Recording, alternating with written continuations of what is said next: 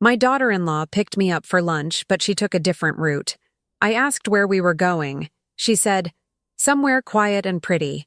When we stopped, I panicked when I saw the place. Then she said, "Just sign the papers. Don't forget to subscribe to the channel and comment where you're watching from." I should have known something was wrong the moment Lynn suggested lunch. My daughter-in-law never invited me anywhere. In the 3 years since she married my son Michael, our relationship had been cordial at best. Polite smiles at family dinners, brief phone calls on holidays, the kind of distant civility that makes you wonder if you've done something to offend without realizing it. So when she called that Tuesday morning in early October, her voice bright and warm, suggesting we spend some quality time together, every instinct I'd honed over 67 years whispered a warning, but I ignored it. I wanted to believe she was finally reaching out, that maybe we could build the relationship I'd always hoped for. "That sounds lovely, Lynn," I said, cradling the phone against my shoulder as I watered the African violets on my kitchen windowsill. Through the glass, I could see the sprawling acres of the family farm stretching toward the horizon, corn stubble from the recent harvest, the old red barn my late husband Thomas had restored 40 years ago, the apple orchard where our children had played. This land had been in my family for 4 generations, passed down through careful planning and fierce protection. "Wonderful. I'll pick you up at noon," Lynn said. "Wear something comfortable. I know this charming little place you'll absolutely love." After she hung up, I stood in my farmhouse kitchen, the phone still in my hand, trying to understand the odd flutter in my chest. Excitement? Anxiety? At my age, you learn to trust those inexplicable feelings. They're your subconscious processing details your conscious mind hasn't quite grasped yet.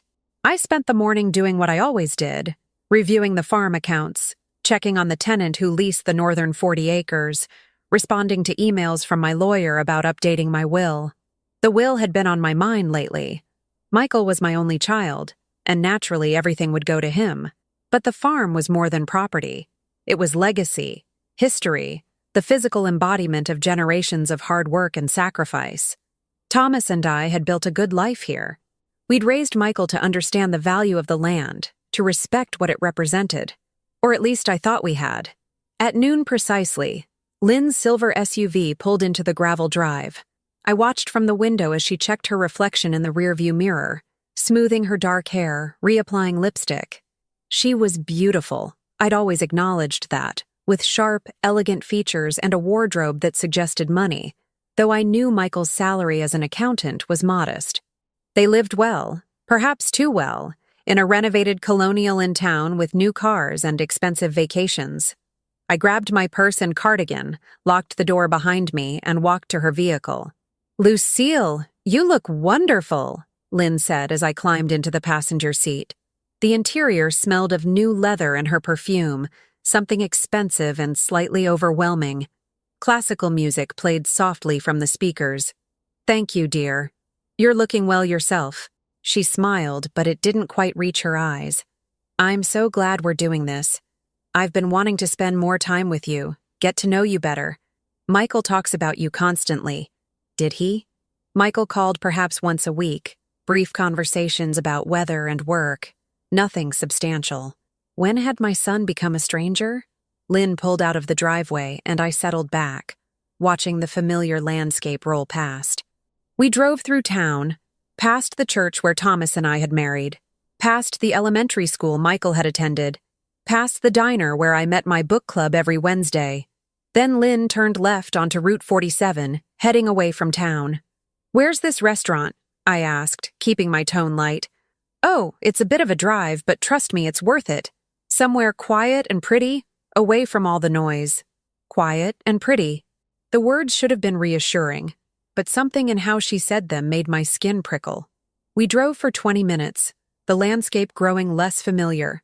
Lynn made small talk about Michael's work, about a vacation they were planning, about the weather turning cold early this year. But her hands gripped the steering wheel too tightly, and twice I caught her glancing at me with an expression I couldn't quite read. Then she turned onto a narrow road I didn't recognize, flanked by overgrown trees that created a tunnel of shadow.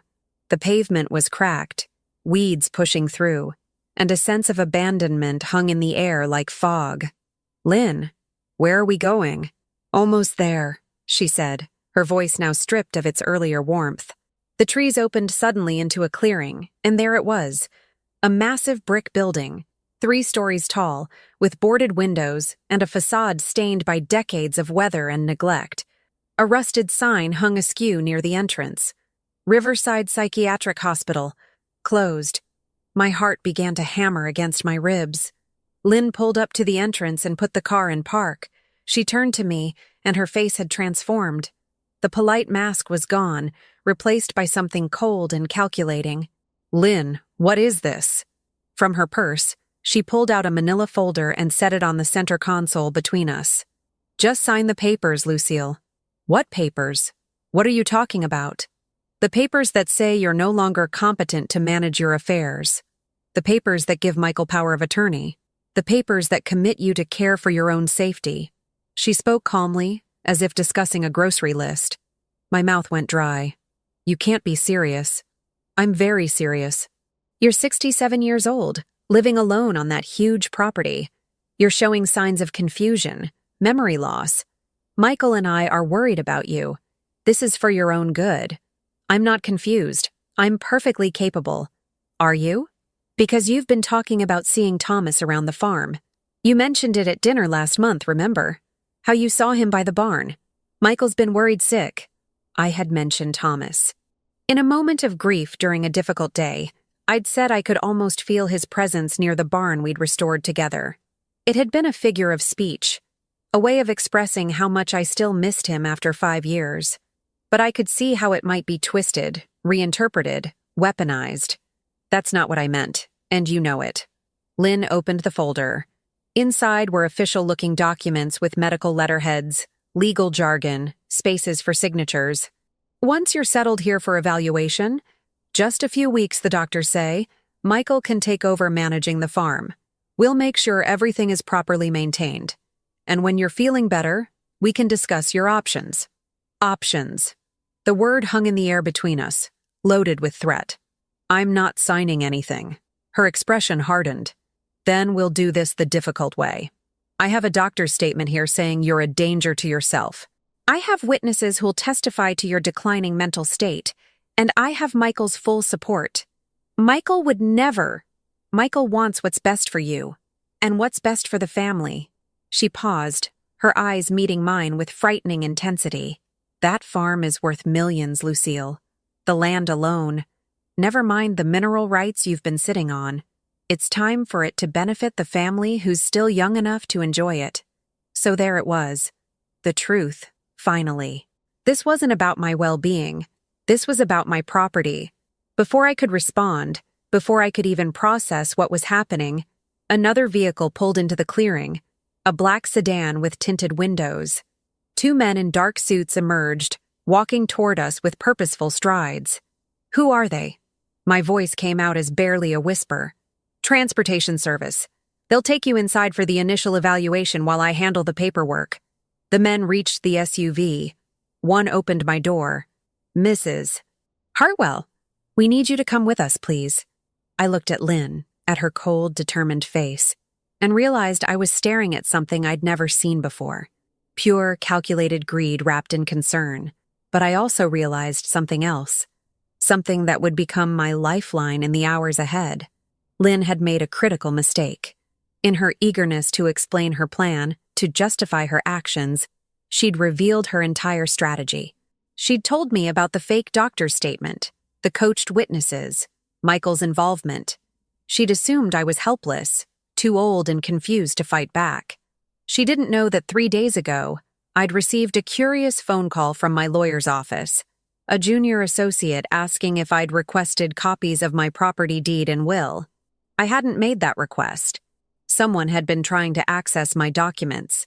She didn't know that I'd spent the last 48 hours quietly securing my affairs, scanning documents, sending files to secure locations, making certain phone calls to certain people.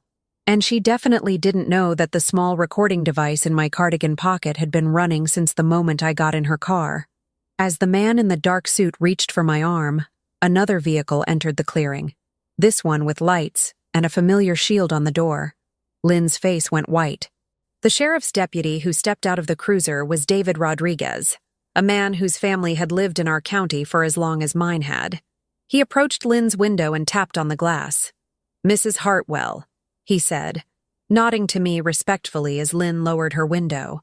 "We got a call about a potential elder abuse situation at this location. Mind if I ask what's going on here?" I caught Lynn's eye in the rearview mirror. Her expression was a mixture of rage and disbelief. "Actually, Deputy Rodriguez," I said, my voice steady despite my racing heart, "I think we have quite a lot to discuss." The men in dark suits had already retreated to their sedan. Through the windshield, I could see them making urgent phone calls. Lynn's fingers were still clutching the steering wheel, her knuckles bone white. And in that moment, I understood with perfect clarity that this wasn't over. This was only the beginning. Whatever Lynn had planned, whatever scheme she and Michael had concocted, it ran deeper than a simple power grab. The question was, how deep? And more importantly, how far were they willing to go to get what they wanted? Deputy Rodriguez escorted me back to the farm, while another officer took Lynn's statement. Through the rearview mirror, I watched her standing beside her SUV, face twisted with barely contained fury. The men in the black sedan had vanished the moment law enforcement arrived. "You did the right thing calling us, Mrs. Hartwell," Rodriguez said. "Elder exploitation cases have been rising in the county. I appreciate your quick response. Those men with the sedan? They're not licensed medical transport in this state. We're running their plates now." He paused. "What happened today was attempted illegal commitment, but proving it is complicated. Your daughter-in-law will claim she was concerned about your welfare." "I have a recording," I said quietly. His eyes widened. "Every word. From the moment I got in her car. That's going to make things simpler. We'll need that recording for evidence. And Mrs. Hartwell? Be careful. People willing to do what she tried today don't usually give up easily." He dropped me at the farmhouse, promising to send an officer by later for the recording. I stood in my driveway, watching the cruiser disappear down the road, and felt the weight of exhaustion settle into my bones. But I couldn't rest. Not yet. Inside, the house felt different somehow, poisoned by Lynn's betrayal. I sat at the antique desk in the study and secured the recording, backing it up to cloud storage, making copies, sending one to my attorney with a detailed email. Then I called Michael. "Mom, is everything okay?" His voice sounded normal, concerned. "Your wife just tried to have me committed to a psychiatric facility." Silence. When he finally spoke, his voice was careful. "Mom, I think there's been a misunderstanding. Lynn drove me to an abandoned hospital, presented commitment papers, told me to sign over power of attorney. She said you supported this. She said you wanted control of the farm. That's not... You're confused. Lynn mentioned lunch. Something nice. I have a recording, Michael." Longer silence. A recording. Every word. Every threat. The sheriff's department has a copy. You have to understand. We've been worried. Living alone, your age, some things you've been saying. What things? You talked about seeing Dad, and you've been forgetting things. I mentioned your father once, in the context of grief. I don't forget. I'm ignored, so I repeat myself. There's a difference. Anger cut through hurt. Did you know what Lynn was planning today? Mom, yes or no? The pause told me everything. I have to go. We'll talk when everyone's calmer. The line went dead. I sat staring at the phone in my hand, feeling something crack inside my chest. My son, my only child, the boy I'd nursed through childhood illnesses, helped with homework, sent to college, danced with at his wedding. He'd known. He'd been part of it. The grief threatened to overwhelm me, but I pushed it down. I couldn't afford to fall apart. Not yet. My phone buzzed with a text from an unknown number. "You made a mistake today. This isn't over." I screenshot the message and forwarded it to Rodriguez. He called back immediately. "I'm sending an officer to stay near your property tonight. That's a clear threat." I forced myself to think logically. Why did they want the farm now? What had changed? I opened Thomas's file drawer and began searching. 2 hours later, I found it. A folder marked Geological Survey 2019 contained a report I'd forgotten. Before Thomas died, a company had surveyed our property. Thomas filed the report and never mentioned it again. We'd been dealing with his heart condition then. I opened it now. My breath caught. Significant lithium deposits. Estimated value. Tens of millions. Lithium. The mineral driving electric vehicles, batteries, modern devices. My farm sat on a fortune. Had Michael known? Had he found this after Thomas died and kept it from me? My phone rang. Constance Westwood. My lawyer. "Lucille, I got your email," she said without preamble. "I'm driving over right now. Don't talk to anyone until I get there." "Constance, there's something else. I found a geological survey. I know about the survey. We need to talk. There are things happening you don't know about. Things that started weeks ago." My stomach dropped. "What things?" "Not over the phone. I'll be there in 20 minutes. She hung up. I stood in the study, geological report clutched in my hands, mind racing. Things that started weeks ago. The mysterious inquiry about my documents. Had there been other attempts to access my affairs? I walked to the window overlooking my land. The sun was setting, painting the fields amber and gold. Beneath that soil lay a fortune. And people knew. My phone buzzed again. Another text. "Old women who don't know when to let go lose more than property. They lose family." The threat was unmistakable. I took a screenshot, but before I could send it, I heard tires on gravel. Constance's gray Mercedes approached. Behind her, Michael's blue sedan. He'd come. Despite everything, he'd actually driven here. Constance emerged first, briefcase in hand, silver hair pulled back. She glanced at Michael's car with obvious distaste. Michael got out slowly, pale, movements hesitant. Lynn wasn't with him. Constance reached the porch first. "Lucille, don't let him inside. Whatever he says, he can say it in front of me. On your porch, where we can document everything." Michael stopped at the bottom steps. In the fading light, he looked younger than 39, almost like the boy he'd been.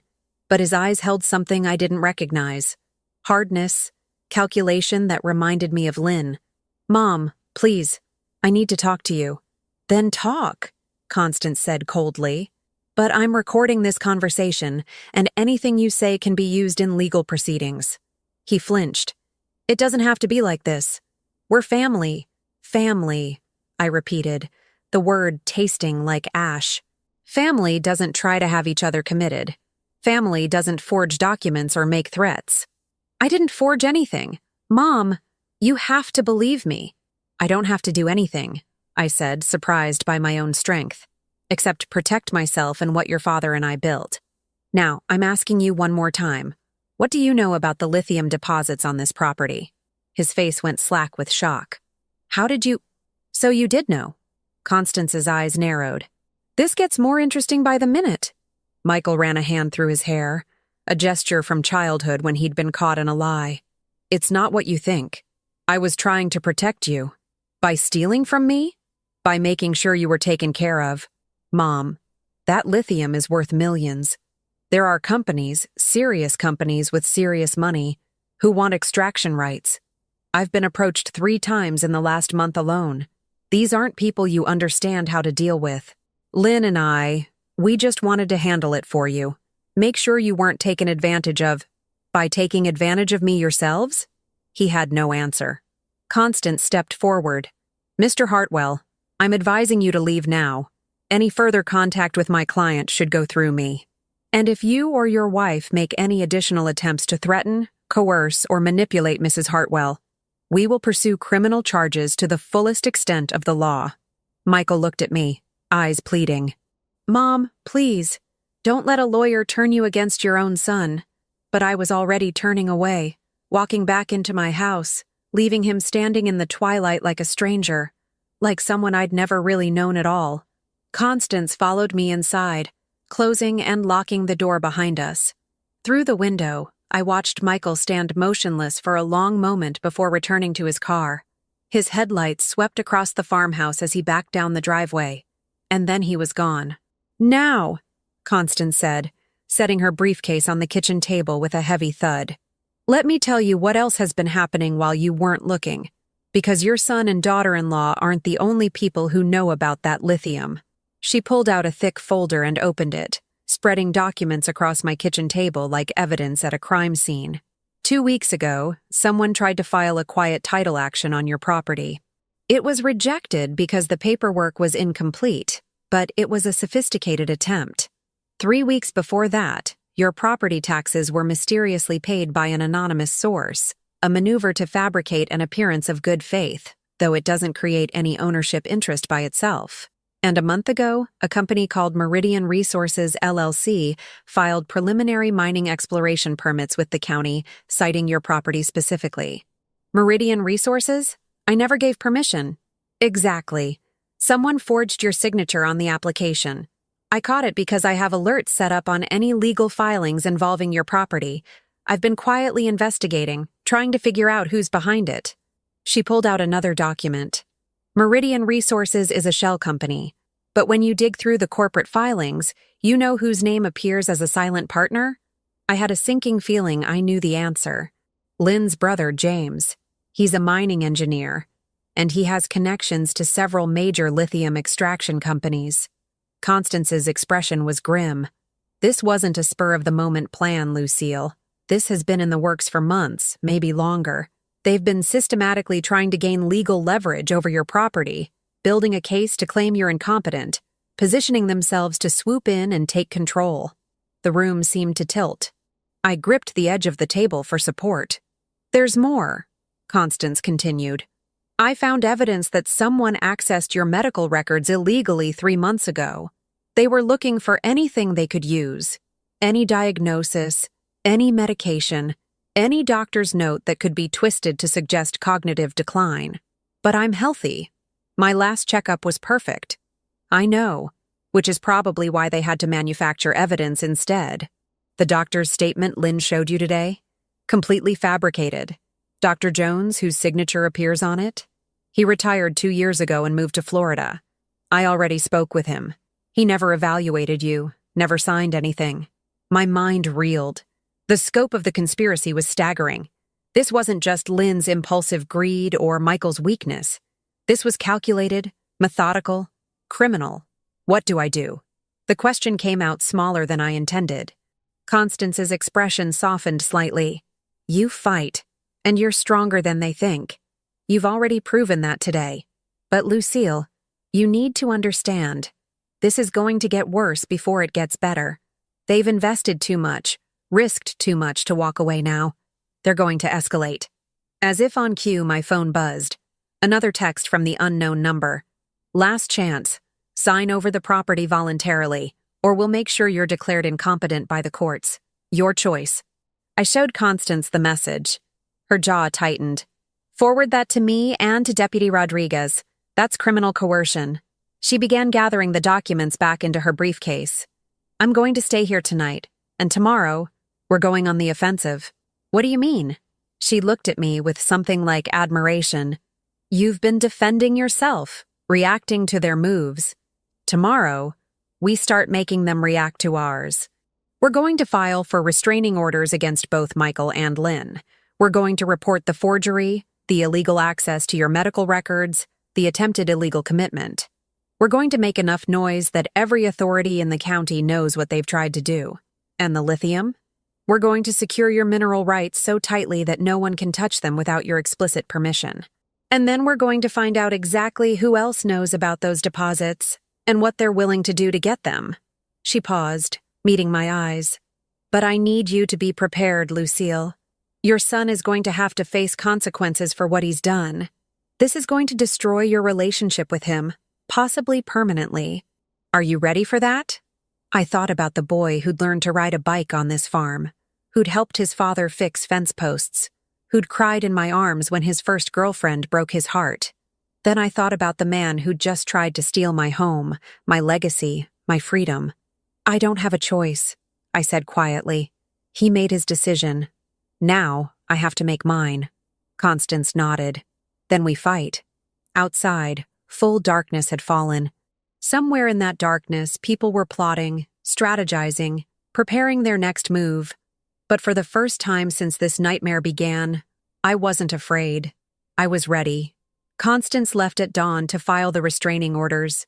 I stood at the kitchen window, watching the sun rise over fields that suddenly felt less like home and more like a battlefield.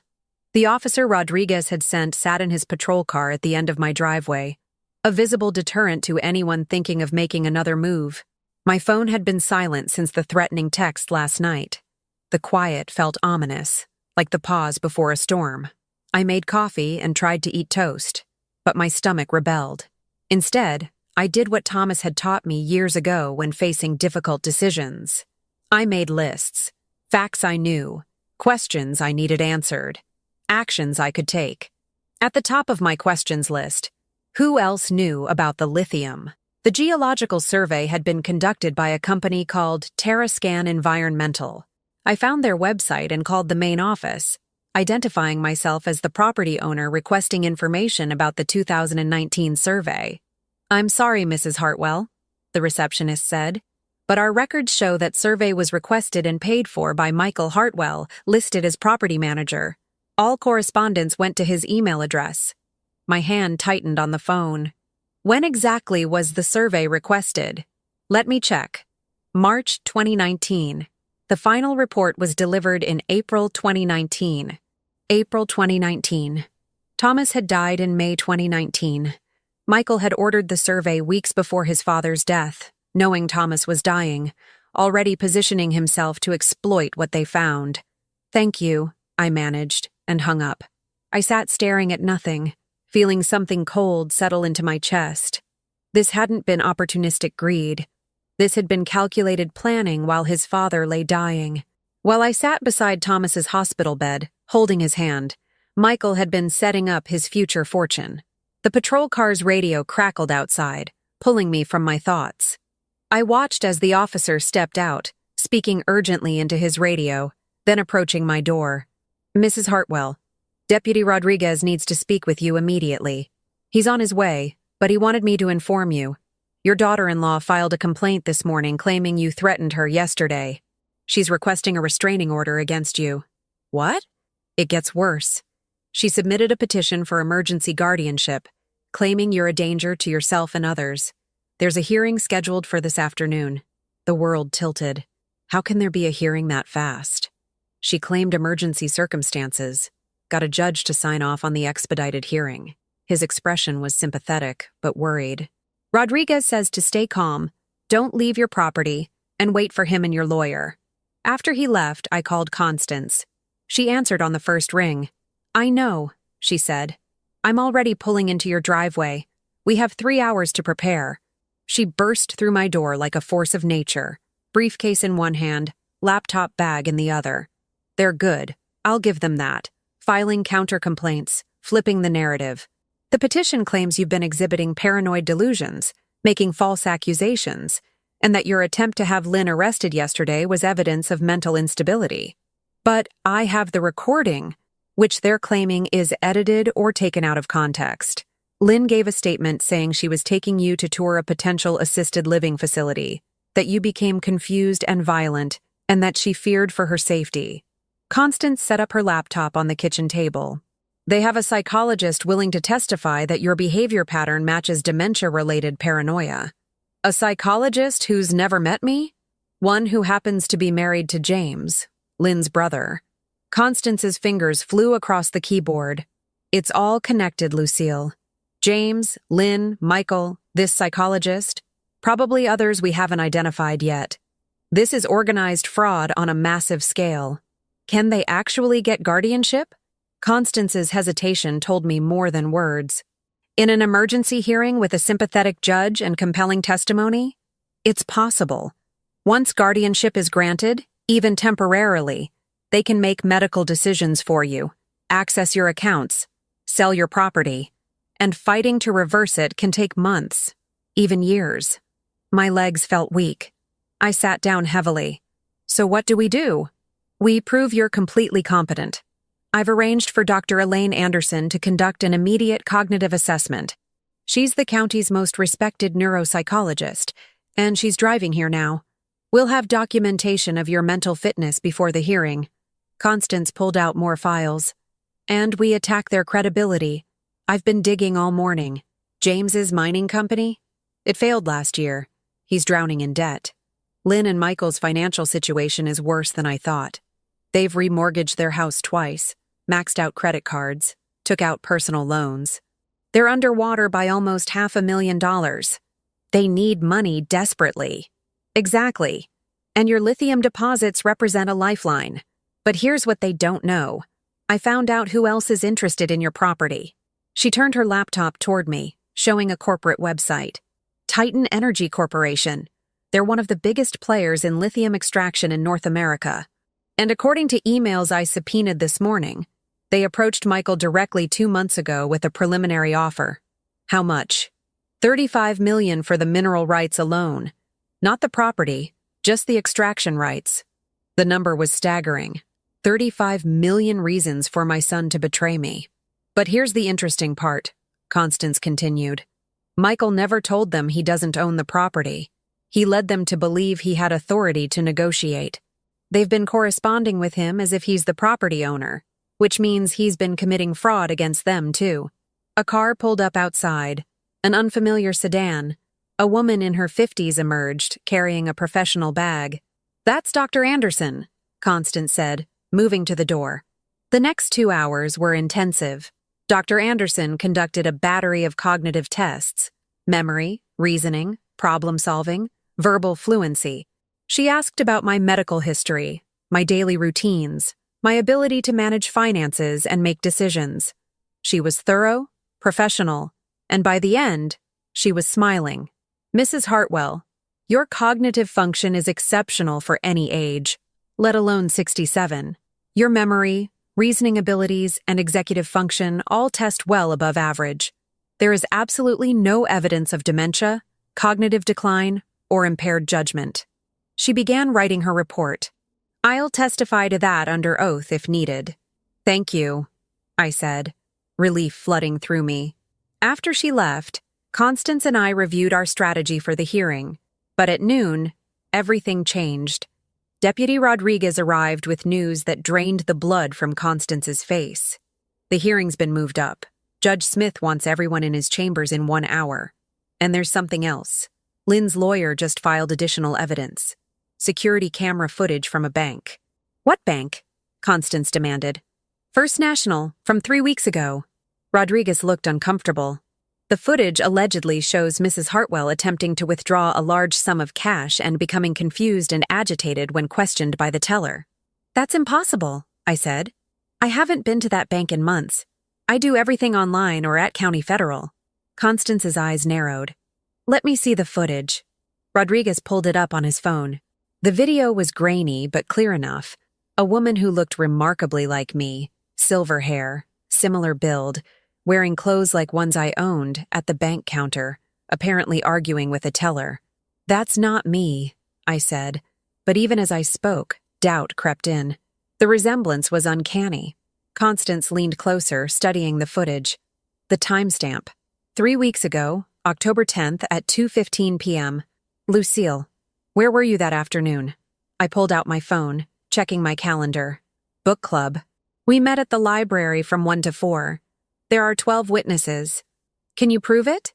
The library has sign-in sheets, and I drove 3 of the women home afterward.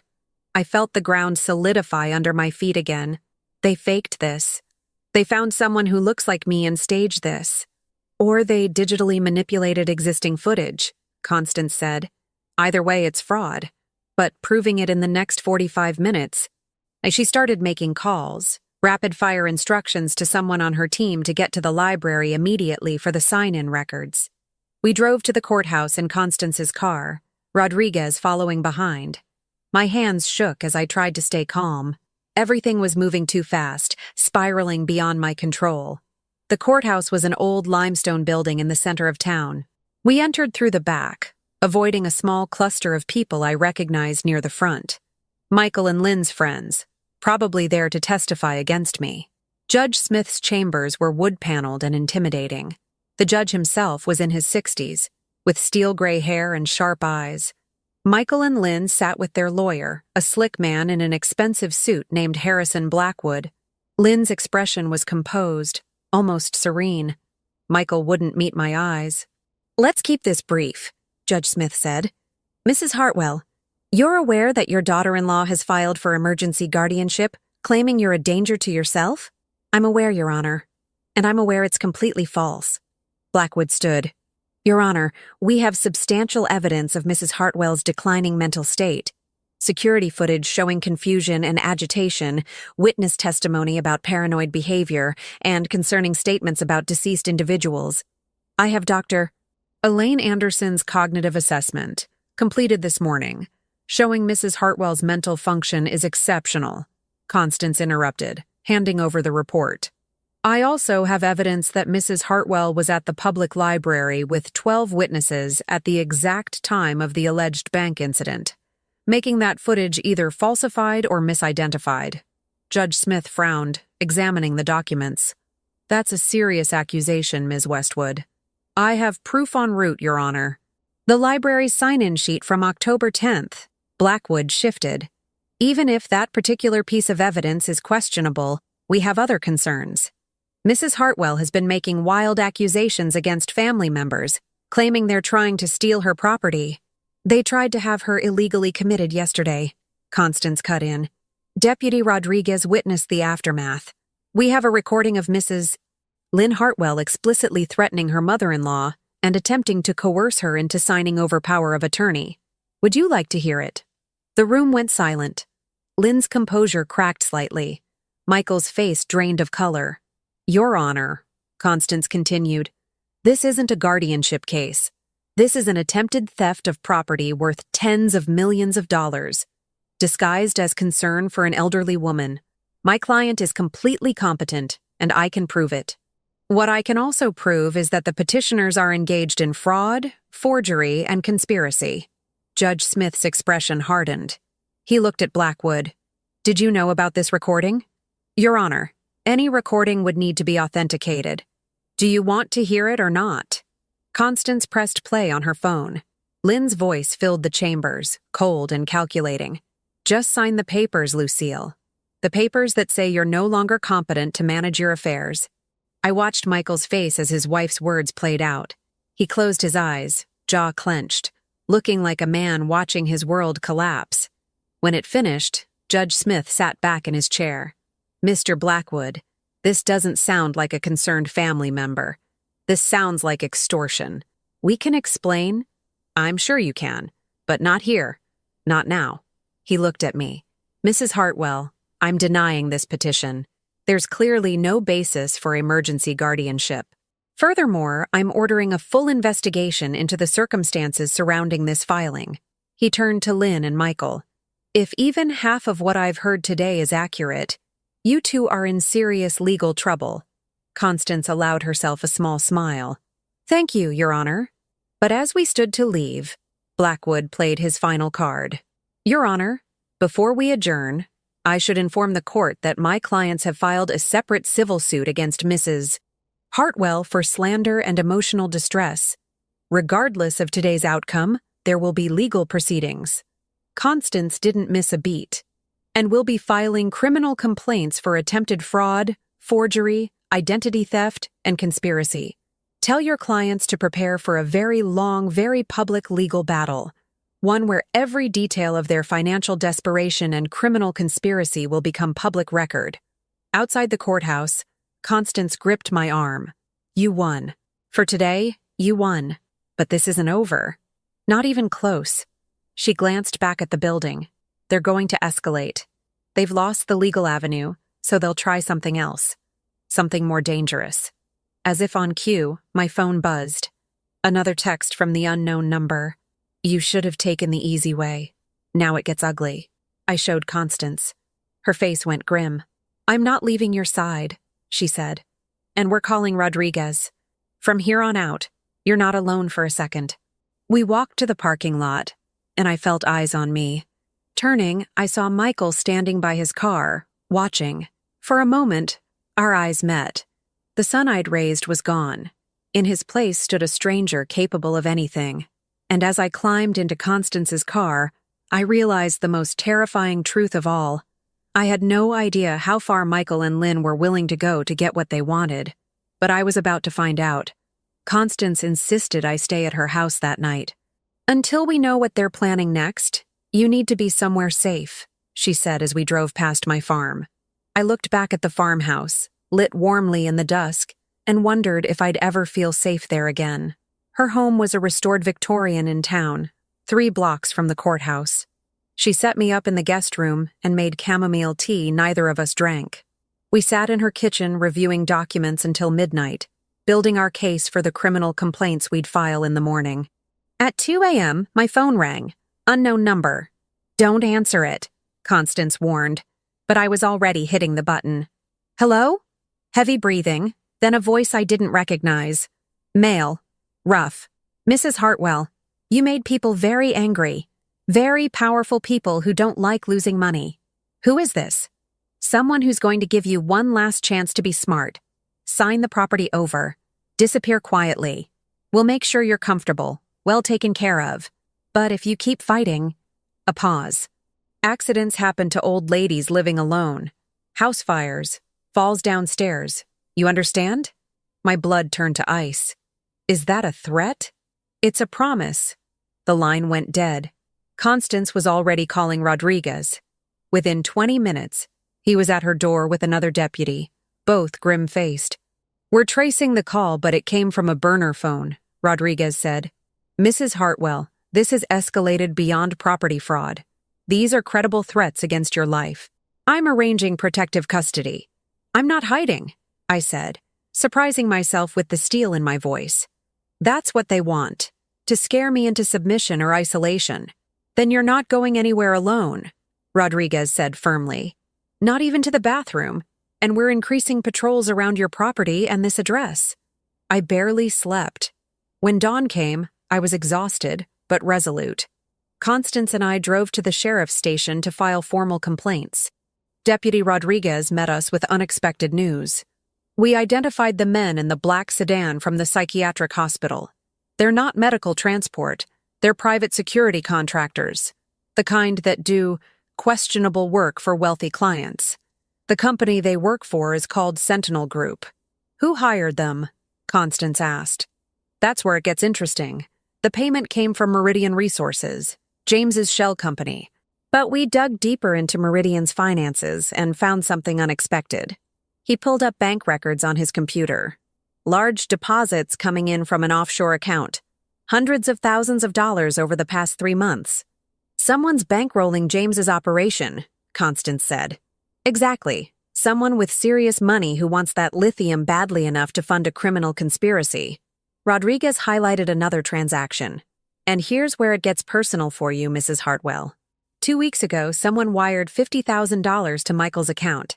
The memo line said, 'consulting fee.' The betrayal cut deeper than I thought possible.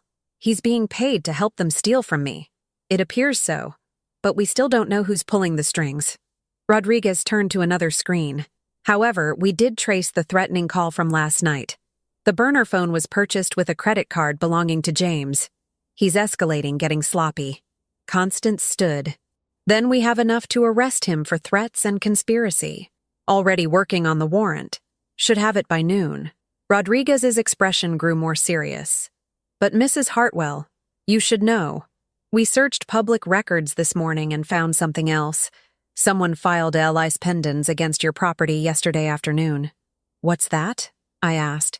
"It's a public notice of a legal claim on property," Constance explained, her face darkening. "It clouds the title, makes it impossible to sell or mortgage until the claim is resolved." "Who filed it?" "Titan Energy Corporation, the mining company." My stomach dropped. "On what basis?"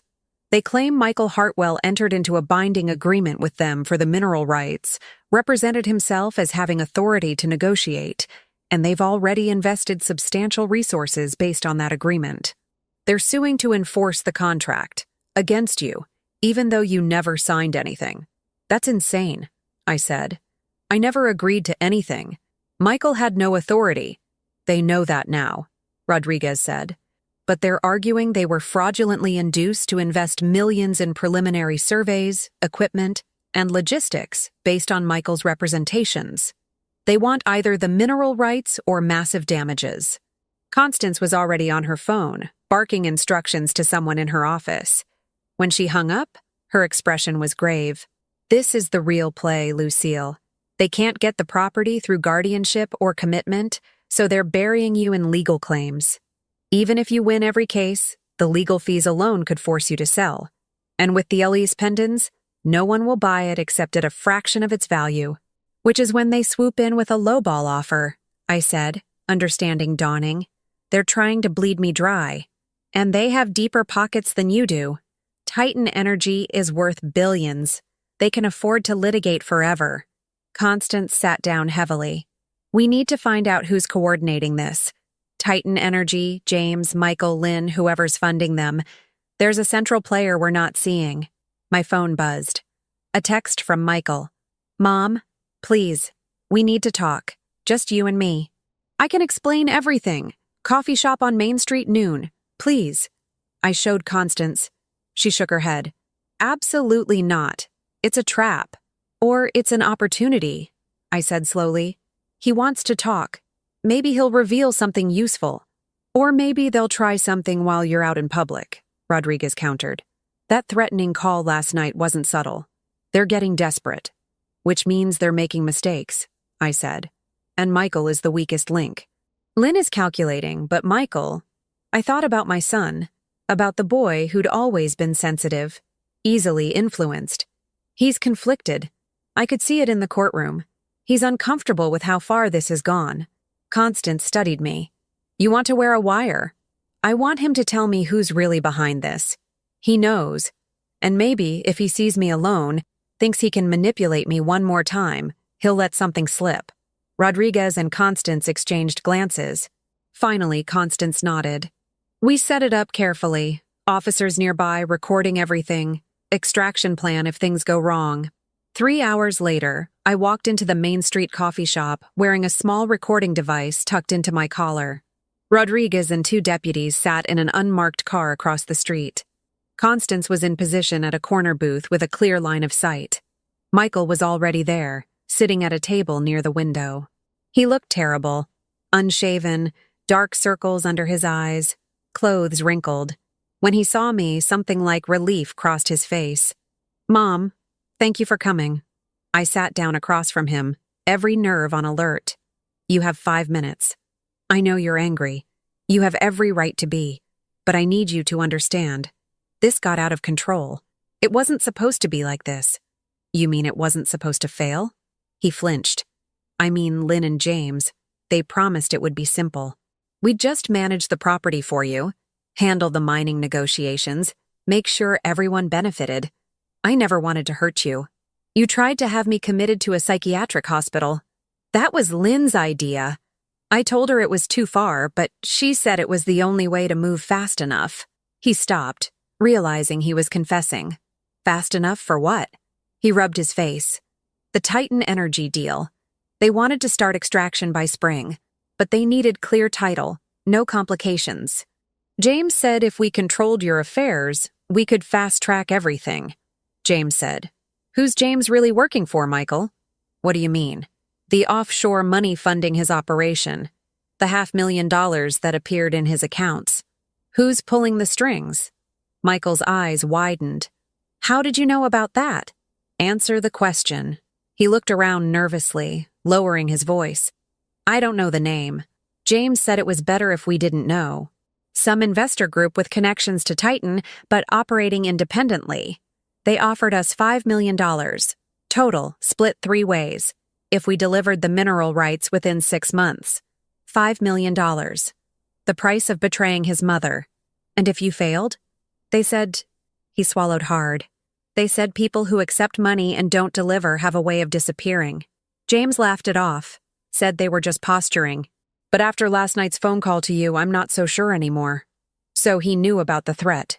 You're scared of them. I'm terrified. Mom, these aren't normal business people. The men James hired, the ones who were supposed to take you to the hospital, they're the same guys working for this investor group. They do more than just security work. James bragged about it once when he was drunk, said they handle problems for their clients. A chill ran through me. What kind of problems? The kind that disappear. Mom, I'm in way over my head. We all are. Lynn thinks she can still control this, but she's delusional. These people will do whatever it takes to get that lithium, and we're just tools to them. Disposable tools. Then help me. Tell the authorities everything you know. He shook his head rapidly. I can't. They'll kill me. Mom, you don't understand.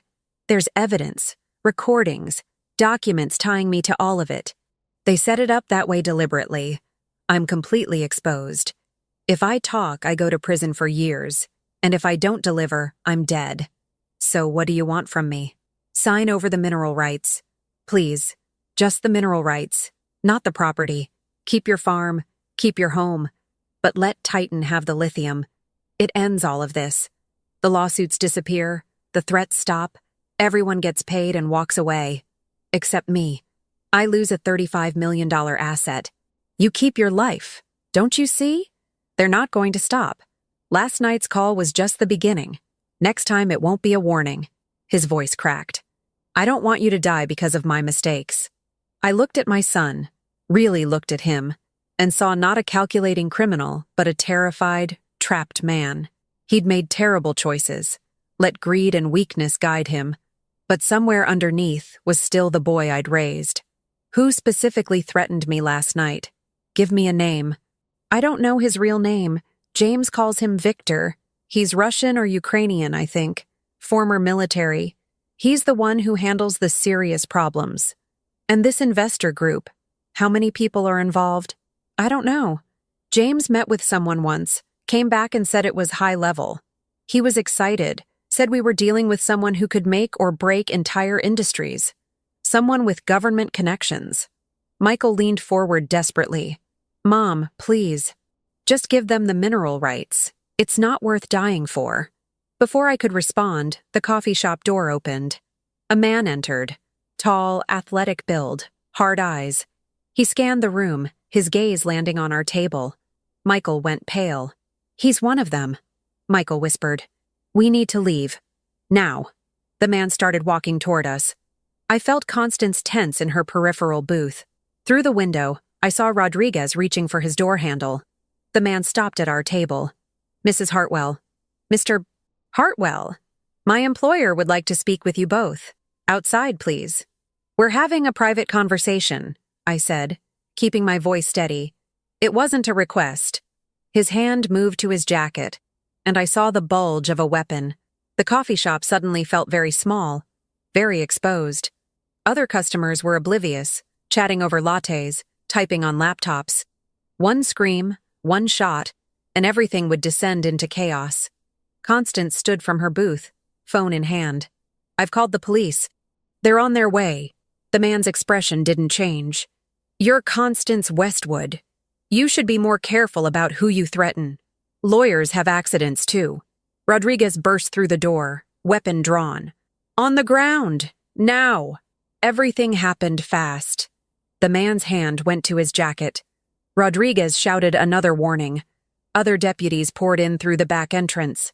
Customers screamed, diving under tables. The man raised his hands slowly, deliberately. I'm unarmed. This is all a misunderstanding. On the ground, Rodriguez repeated. As they cuffed him, the man looked directly at me. You should have taken the meeting, Mrs. Hartwell. My employer doesn't like being refused. And unlike me, he doesn't make empty gestures. They dragged him out. Michael sat frozen, face white as paper. Constance rushed to my side. Are you hurt? I'm fine. But my hands were shaking. Constance, this is bigger than we thought. Much bigger. Rodriguez returned, grim-faced. We're taking Michael in for questioning. Protective custody for now, for his safety and yours. That man outside? His name is Victor Kozlov. He's on multiple watch lists. Suspected ties to organized crime, weapons trafficking, contract enforcement. If he's involved, whoever's behind this has serious connections. They led Michael away. He looked back at me once, mouth opening as if to say something, then thought better of it. In that moment, I saw clearly what he'd become. A pawn in someone else's game, just like they'd tried to make me. But I refused to be a pawn. Constance drove me back to her house in tense silence. Inside, she poured us both whiskey. Doctor's orders be damned. We're out of our depth, she said finally. Organized crime, contract killers, offshore money. This isn't a family dispute anymore. This is dangerous. Then we need better allies. I pulled out my phone and made a call I'd been avoiding. I need to contact the FBI. Constance looked surprised, then nodded slowly. Actually, that's not a bad idea. If there's interstate crime, money laundering, organized criminal enterprise, that's federal jurisdiction. I dialed the number Deputy Rodriguez had given me for the Bureau's regional office. A woman answered, and I explained who I was and what was happening. "Mrs. Hartwell," she said when I finished. "I'm Special Agent Sarah Morrison. And you're not the first person to call us about Titan Energy Corporation this month. We've been investigating them for 6 weeks. I think you and I need to meet. Tonight." Constance and I exchanged glances. The FBI was already investigating, which meant this conspiracy was even larger than we'd imagined. And I was right in the center of it.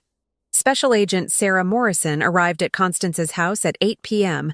with another agent, a quiet man who set up recording equipment while Morrison spread files across the dining room table. "Mrs. Hartwell, what I'm about to tell you is part of an ongoing federal investigation. Normally, we wouldn't share this information with a civilian, but circumstances have made you a key witness and a target." She opened a file revealing photographs of men I didn't recognize, corporate documents, financial records. Titan Energy Corporation is the public face of a much larger operation. Behind it is a network of shell companies, offshore accounts, and investors who specialize in aggressive resource acquisition. They identify valuable mineral deposits, then use any means necessary to secure extraction rights. Legal means when possible, illegal when necessary. "How many properties have they done this to?" Constance asked. "We've identified 17 cases in the last 5 years across 8 states. Elderly property owners, usually widowed, usually with valuable mineral deposits they're unaware of. The pattern is always similar. Family members are compromised through financial pressure or blackmail. Legal battles drain resources. Threats escalate until the owner either sells cheap or disappears entirely." My throat went dry. Disappears? 3 property owners died in the past 18 months. 1 house fire, 1 fall, 1 car accident. All ruled accidental or natural causes. But the timing was suspicious enough that we started investigating. Morrison's expression was grim. "Your situation follows their playbook exactly, which means you're in serious danger. But you can protect her," Constance said. "Arrest everyone involved. We could arrest the obvious players, your son, daughter-in-law, James.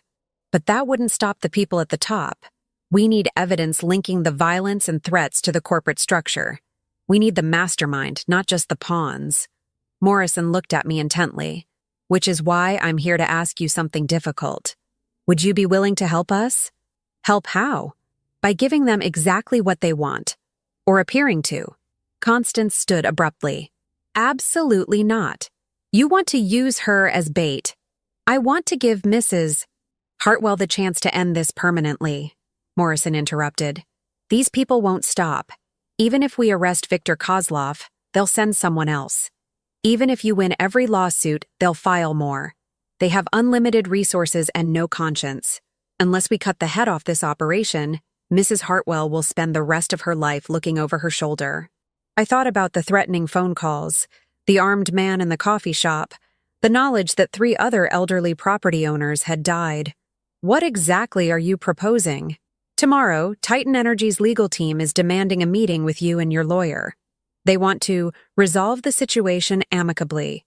Their words. "It's scheduled for 10 a.m. at their corporate offices downtown. We believe the person running this operation will be there, watching, possibly participating. If you agree to the meeting and wear a wire, we can gather evidence of conspiracy, coercion, possibly direct threats. Enough to bring federal charges." "And if they detect the wire?" I asked quietly. Morrison didn't sugarcoat it.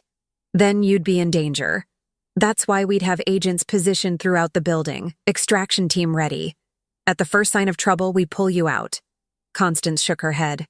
Lucille, you don't have to do this. We can find another way. What other way? I looked at her.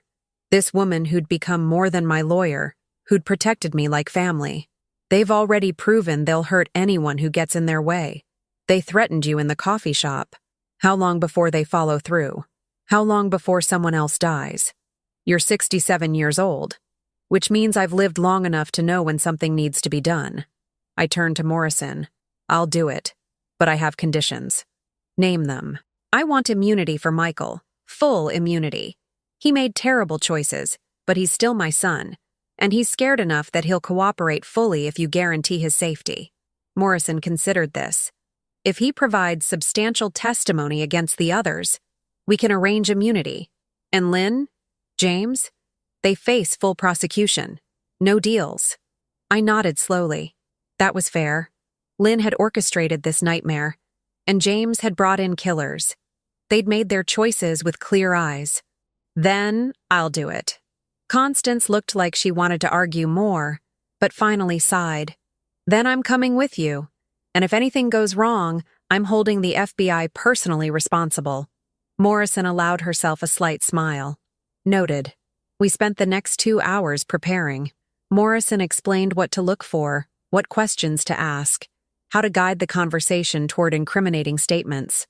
Agent Morrison fitted me with a sophisticated recording device disguised as a button on my cardigan. It's voice-activated and will capture everything within 20 feet, he explained. Try to stay calm. Speak clearly. We'll be listening in real time from a van outside. At midnight, they left. Constance and I sat in her living room, neither of us able to sleep. Thomas would be proud of you, she said finally. What you're doing tomorrow, it takes courage. Thomas would be heartbroken about Michael.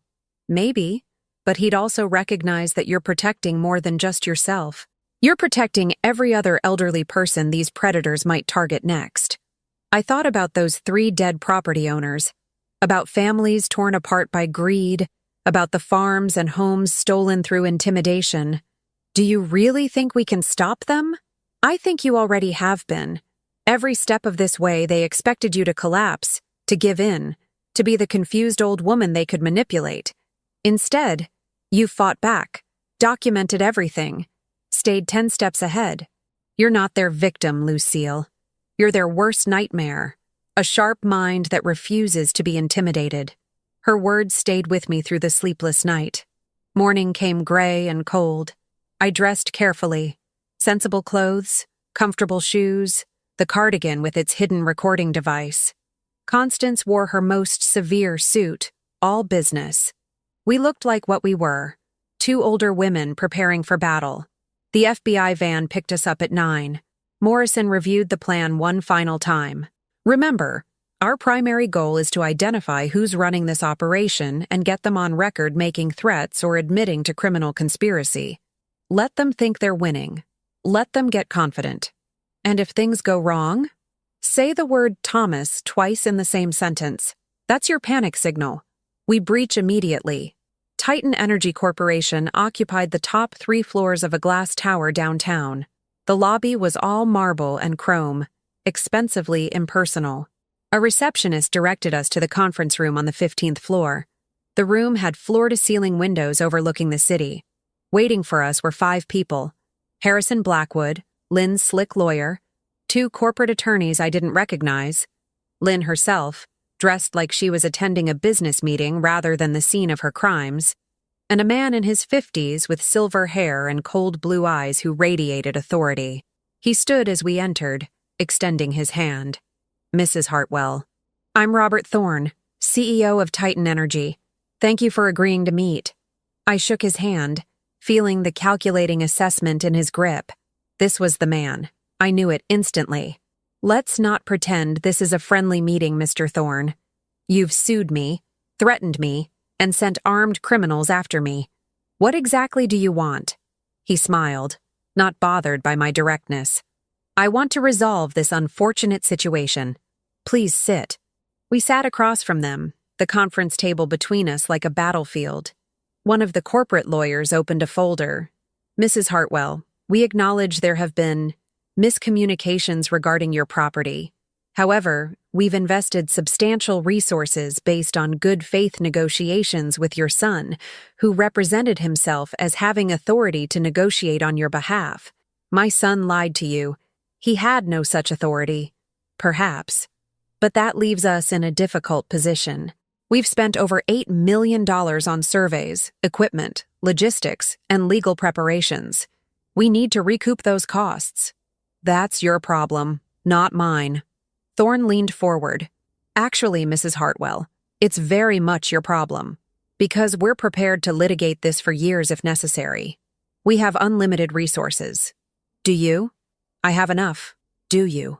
Because from what I understand, you're living on a fixed income. Your farm generates modest revenue at best. Meanwhile, we'll file motion after motion, appeal after appeal. Your legal fees alone will bankrupt you within 6 months. And even if you somehow survive that, there are other pressures we can apply. Is that a threat, Mr. Thorne? He smiled. It's a reality. Property ownership comes with many vulnerabilities. Insurance can be difficult to obtain for aging farmhouses. County inspections can find violations requiring expensive remediation. Accidents happen, especially to people who insist on living alone in isolated areas. Constance's hand tightened on her pen, but she stayed silent. This was exactly what Morrison needed. Direct threats from the CEO himself. So you're saying if I don't sell, you'll make my life impossible, I said clearly. Or worse. I'm saying that cooperation leads to positive outcomes, while resistance leads to negative ones. It's simple cause and effect. Thorne opened another folder. We're prepared to offer you $5 million for the mineral rights. It's far below market value, but given your situation, it's generous. My situation being that you've manufactured a crisis to force me to sell cheap. Your situation being that you're an elderly woman alone, facing multiple legal battles, with family members who've turned against you. Most people in your position would take the money and move somewhere safe, somewhere comfortable. Why are you being stubborn? Because this farm is my legacy. My family's legacy. I won't hand it over to criminals. Thorne's expression hardened. Criminals. That's a strong accusation, Mrs. Hartwell. Can you prove it? I have recordings of your people threatening me. I have evidence of conspiracy, forgery, attempted illegal commitment. I have documentation of offshore money laundering through shell companies. And I have federal agents very interested in your business practices. The room went silent. Lynn's face paled. The lawyers exchanged worried glances. But Thorne merely steepled his fingers, studying me with new respect. You're more resourceful than I expected. Most people your age would have crumbled by now. He paused. But here's what you don't understand. Those federal agents? They've been investigating for months with nothing to show for it. Because I'm very careful. I don't make mistakes. I don't leave evidence. And the people who work for me understand that loyalty is rewarded while betrayal has consequences. Like Viktor Kozlov? I don't know anyone by that name. Really? Because he approached me yesterday claiming to represent you. He made very specific threats. Then he was acting on his own initiative. I would never condone violence. But his eyes told a different story. Cold calculation. Measuring whether I was a threat that needed to be eliminated. Constance spoke up. Mr. Thorne, you should know that this entire conversation is being recorded. Every threat you've made, every admission of conspiracy, it's all documented. Thorne looked at my cardigan, then back at my face. He didn't seem surprised or worried. Instead, he laughed. Of course it is. You think I'd meet with you without taking precautions? He reached under the table and pulled out a small device. Signal jammer. Active since you walked in. Whatever wire you're wearing has been transmitting nothing but static. The FBI van parked outside might as well be listening to dead air. My heart plummeted. Morrison hadn't anticipated this. But that's fine, Thorne continued. Because here's what's going to happen. You're going to sign the contract we've prepared, transferring mineral rights for $5 million. Then you're going to go home, live quietly, and never speak of this again. Or, he pulled out his phone, showing me a photograph. It was my farmhouse. But in the image, smoke was billowing from the windows, flames consuming the structure. That's a preview. Thorne said softly. We can make it happen within an hour. That beautiful old farmhouse, 4 generations of memories, gone. And you know what the investigators will find? Faulty wiring. Old houses burn all the time. Such a tragedy. You're insane, Constance breathed. I'm practical. Mrs. Hartwell's house is heavily insured. She'd have money to rebuild, start fresh. But those family photographs, your late husband's belongings, the antiques and heirlooms, those can't be replaced. Unless you sign right now, they burn. He slid a contract across the table.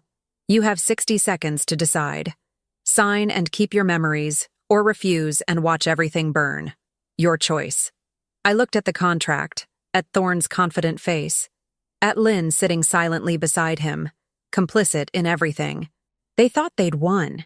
They thought the signal jammer made them untouchable, that threats against my home would break me.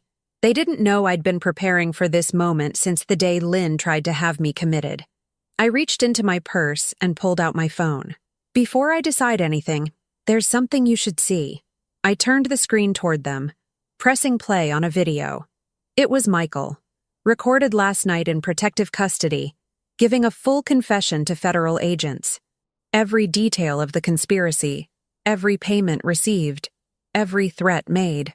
James appeared in the next video, singing like a canary after being arrested, identifying Thorne by name, describing the organization's methods. The FBI didn't need my wire to work, I said calmly. They already had everything they needed. This meeting was just to give you a chance to incriminate yourself further, which you did beautifully. The signal jammer you're so proud of? It actually confirmed you anticipated surveillance, which demonstrates consciousness of guilt. Thorne's confident expression cracked. And about my farmhouse, I continued. There are currently 6 agents positioned around the property. Anyone approaching with hostile intent will be arrested immediately. Your threat was recorded on this phone before you jammed the wire. That's arson conspiracy on top of everything else. Constance allowed herself a smile. Oh, and Mr. Thorne, the FBI van isn't listening to us. They're already executing search warrants on your corporate offices, your homes, and every shell company associated with this operation. They've been waiting for us to keep you occupied here while they moved into position. As if on cue, the conference room door opened. Special Agent Morrison entered with 4 other agents, weapons drawn. Robert Thorne, you're under arrest for conspiracy to commit fraud, extortion, money laundering, and conspiracy to commit arson. Lynn, James, you're also under arrest. Morrison looked at the corporate lawyers. You 2 should contact your own attorneys. You're going to need them. Thorne stood slowly, his face twisted with rage. You foolish old woman. You have no idea what you've just done. The people I work with are also being arrested. Morrison interrupted. We've been building this case for months. 17 victims, 3 suspicious deaths, millions in fraud. This operation is finished. As they led him away in handcuffs, Thorne looked back at me. This isn't over. Yes, I said quietly. It is. Lynn was crying as they cuffed her, mascara running down her cheeks. She didn't look at me, didn't say anything. The woman who'd tried to steal my life was just a scared criminal now, facing decades in prison. After they were gone, Morrison approached me. That was incredibly brave, Mrs. Hartwell, and incredibly risky. If Thorne had reacted violently instead of gloating, he was always going to gloat. Men like him can't resist explaining how clever they are. I felt exhaustion settling into my bones. Is Michael safe? He's in witness protection until the trials. Full immunity, as promised. He'll testify against everyone involved. Will I see him again? Morrison's expression softened. That's up to you both. But yes, eventually. Constance drove me home, to my real home, the farmhouse. FBI agents were still stationed around the property, but the threat was over. Inside, everything was exactly as I'd left it. The photographs on the walls, Thomas's reading chair by the fireplace, the quilts my grandmother had made. I walked through the rooms, touching familiar objects, feeling the weight of what I'd preserved. This wasn't just property. This was history, family, legacy, worth fighting for, worth risking everything to protect. Constance found me in the kitchen, looking out at the fields gilded by afternoon sun. "You did it," she said. "You beat them all." "We did it," I corrected. "I couldn't have survived without you." "So what now?" I thought about the lithium beneath my feet, the fortune that had nearly destroyed my family. Now I decide what to do with $35 million in mineral rights. After careful consideration with lawyers I actually trust. Constance smiled. "And your farm?" "Stays in the family. The right family. People who understand what it really means." I paused. "But not Michael. Not anymore. Some betrayals can't be forgiven." She nodded, understanding. Outside, the sun was setting over land that had belonged to my family for generations. Land that would continue to be ours. Protected, preserved, honored. I had won not through strength or violence, but through patience, intelligence, and the wisdom that comes with age. And that, I thought, was the sweetest victory of all. 3 months later, I stood in the barn Thomas had restored so lovingly, watching winter sunlight stream through the high windows. The structure was sound. He'd built things to last, like the values he'd tried to instill in our son, though those had proven less durable. The cases were moving forward through pretrial proceedings. Robert Thorne faced 23 federal charges. Lynn and James had taken plea deals, 15 and 12 years respectively, in exchange for testimony. Michael remained in witness protection, his testimony crucial to prosecuting the remaining members of the criminal network. He'd written me twice. I hadn't opened either letter. "Lucille?" Constance's voice called from the house. "The prospective buyers are here."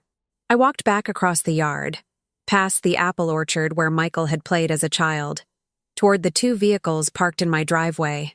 A young couple emerged from the first car, maybe 30 years old, holding hands nervously. From the second car came an older woman, mid-50s, with kind eyes. "Mrs. Hartwell?" The young man extended his hand. "I'm David Park. This is my wife Jennifer and my mother Susan. Thank you for agreeing to meet with us." I shook hands with each of them, studying their faces. David had calluses on his hands, working hands. Jennifer wore simple clothes, practical boots. Susan's eyes swept across the farmhouse with appreciation, not calculation. "Constance tells me you're interested in farming the land yourselves," I said. "Yes, ma'am," David replied. "We've been leasing a small plot outside the county, growing organic vegetables for local markets. But we've outgrown the space. When we heard through your lawyer that you might consider a long-term lease with option to buy—" "You understand this is 4 generations of family land," I interrupted. "It's not just acreage to me. It's legacy." Jennifer spoke up, her voice soft but firm. "We understand completely. My grandparents lost their farm to a development company when I was young. I watched what it did to them, losing land they'd worked their whole lives. We don't take this lightly. If you give us this opportunity, we'll honor what it means." Susan added, "I know what it is to protect something precious. I'm a widow myself. My husband and I always dreamed of living on a farm, growing things, building something lasting. He passed before we could make it happen. But if my son and daughter-in-law can do this, it's like completing that dream." I looked at the 3 of them, seeing something I recognized: the desire to build rather than take, to preserve rather than exploit. "Come inside. Let's talk." We spent 2 hours at my kitchen table. David and Jennifer showed me their business plan. Modest, realistic, focused on sustainable farming and community connection rather than maximum profit. They wanted to restore the fields gradually, introduce crop rotation, perhaps add a farm stand eventually. "And the mineral rights?" I asked, watching their reactions carefully. David looked confused. "The mineral rights? Ma'am, we're farmers. We want to grow food, not extract resources. Whatever you decide to do with mineral rights is your business." It was the right answer. The only answer I would have accepted.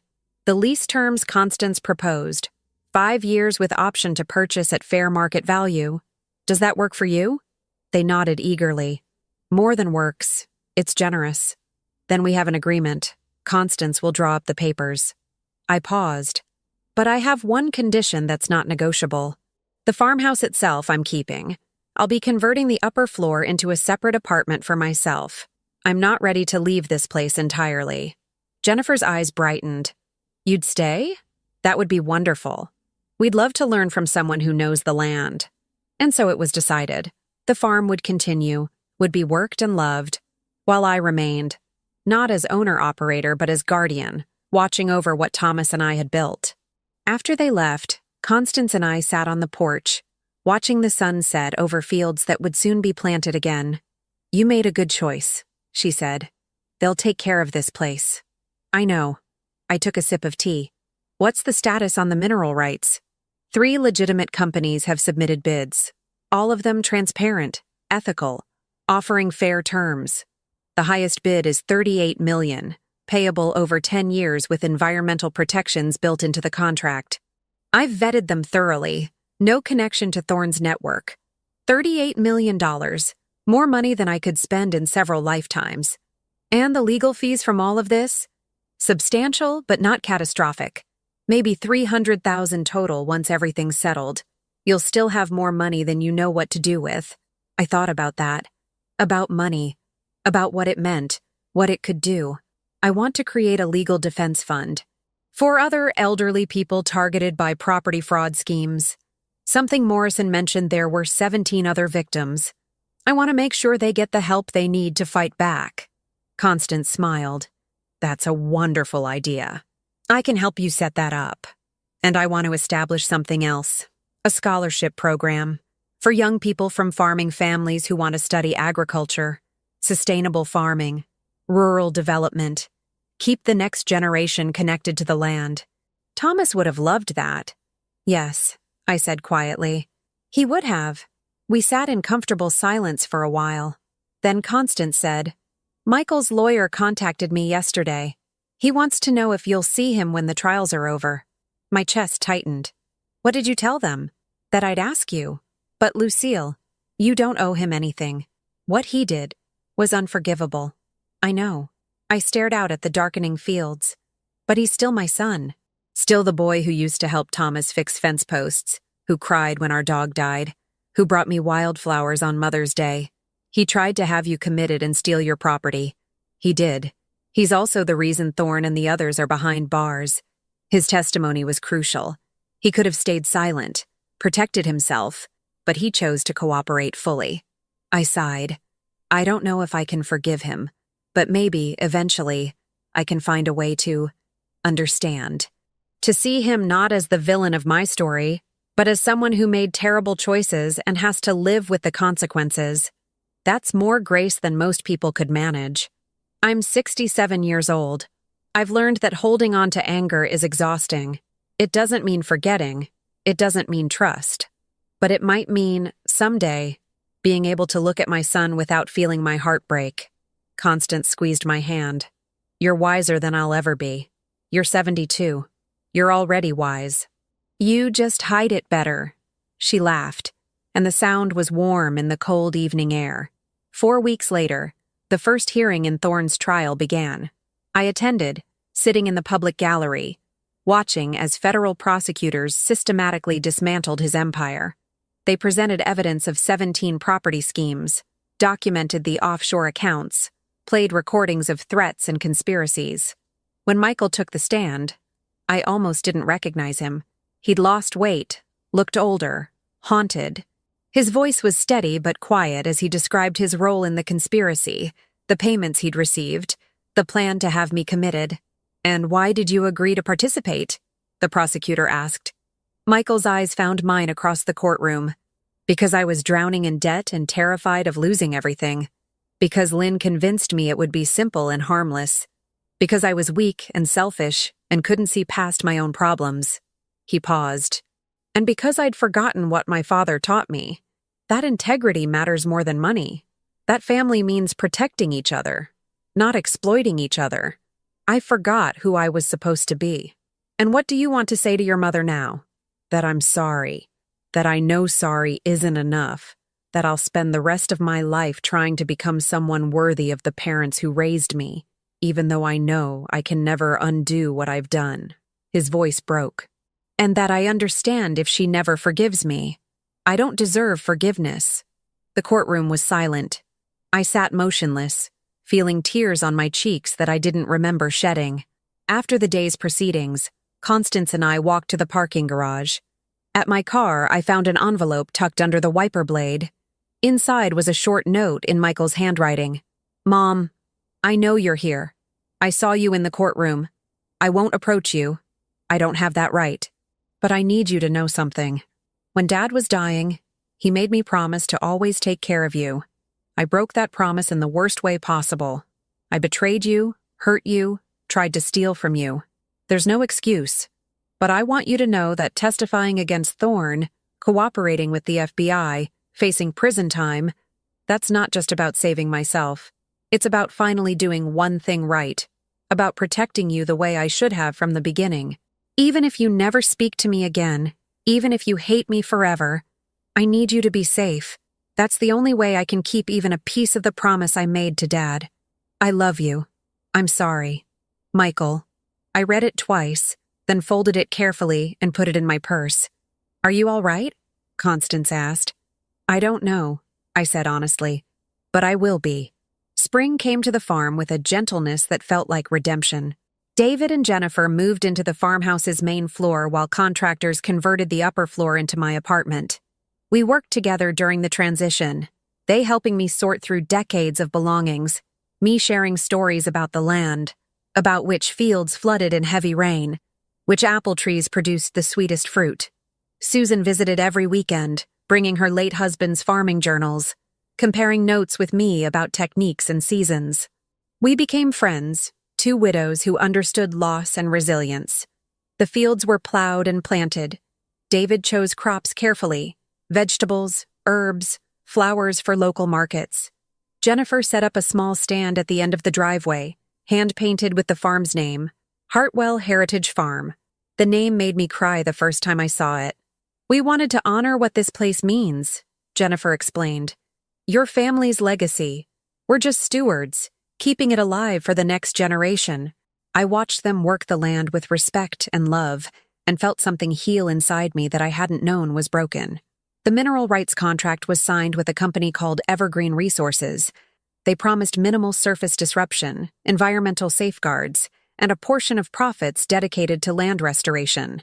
The first payment arrived, enough money that I could fund the Legal Defense Fund, establish the scholarship program, and still have more than I'd ever need. Constance helped me set up the Lucille and Thomas Hartwell Foundation. We hired a small staff to manage the legal defense program, helping elderly property owners fight exploitation. Within 3 months, we'd assisted 12 families in 5 states. 2 major fraud operations had been shut down because victims finally had resources to fight back. The scholarship program's first recipients were announced, 5 young people from farming families, studying agriculture and sustainable development. I met each of them, saw the gratitude and determination in their eyes, and felt Thomas's presence more strongly than I had in years. He would have been proud, not of the money, not of the victory over criminals, but of this, the choice to turn pain into purpose, betrayal into legacy, personal triumph into community benefit. One evening in late May, I sat on my small apartment balcony, overlooking fields lush with growing things. The sun was setting, painting everything gold and amber. Below, I could see David and Jennifer working in the garden, Susan helping plant tomatoes, all of them laughing about something. My phone rang. Unknown number. I almost didn't answer. Old instincts warning of threats. But the trials were over. Thorne was serving 30 years. Lynn and James were imprisoned. The network was dismantled. The threats were finished. "Hello? Mom?" Michael's voice, tentative, scared. "It's me. I'm out of witness protection. The lawyer said it was okay to call now. I can hang up if you want. I needed to hear your voice." I closed my eyes, feeling the weight of 3 months of silence, of pain and betrayal and complicated love. "I got your note," I said finally. "From the courthouse." "Oh." A pause. I meant every word. "I know." I watched the sun sink lower, the sky turning pink and purple. "Michael, what you did, I can't forget it. I can't pretend it didn't happen. You tried to steal my home, my freedom, my life. I know. Mom, I know. But, I continued, I also know you chose to make it right, to testify, to help stop them from hurting others. That doesn't erase what you did, but it means something. It means you're capable of becoming better than you were. Silence on the line. Then, quietly, can you ever forgive me? I don't know. Not today. Maybe not for a long time. But Michael, I think eventually we might find a way forward. Not back to what we were. That's gone. But to something new. Something honest. That's more than I deserve. Perhaps. But it's what I'm willing to offer. Not now. But someday, when enough time has passed, when you've proven through actions and not just words that you've changed, maybe we can talk. Really talk. I'll wait as long as it takes.